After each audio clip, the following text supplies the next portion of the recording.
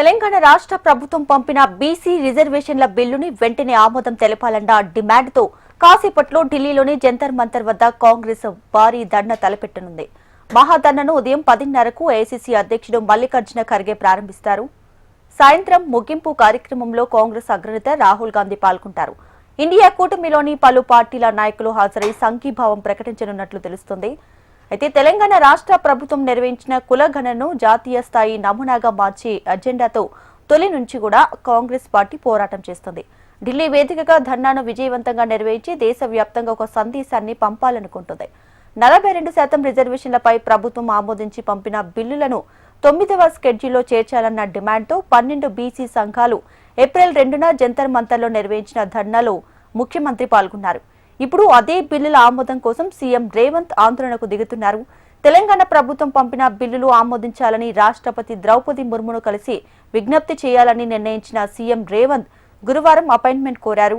ఒకవేళ అపాయింట్మెంట్ రాకపోతే రాష్ట్రపతి భవన్ వరకు కాంగ్రెస్ ఆధ్వర్యంలో ర్యాలీ నిర్వహించాలని యోచిస్తున్నట్టు తెలుస్తోంది.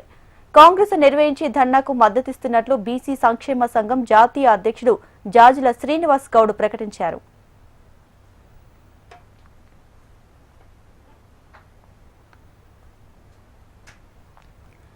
రైట్గా బీసీ రిజర్వేషన్ల బిల్లుకు సంబంధించి ఆమోదం నేపథ్యంలో ఇవాళ జంతర్ మంతర్ వద్ద కాంగ్రెస్ నేతలు మహాధర్నా తలపెట్టబోతున్నారు. దీనికి సంబంధించి పూర్తి సమాచారాన్ని మా ప్రతినిధి ప్రేమ్ అందిస్తారు. ప్రేమ్,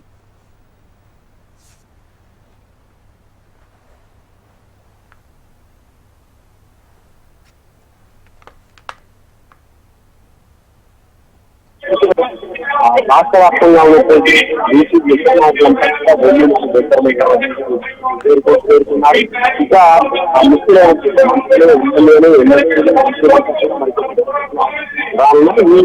పన్నెండు గంటలకు తెలంగాణ పేరు బాగా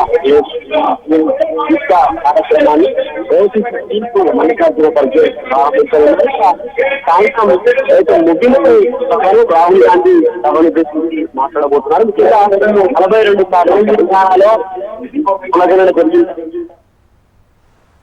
రైట్ ప్రేమ్, థ్యాంక్ యూ.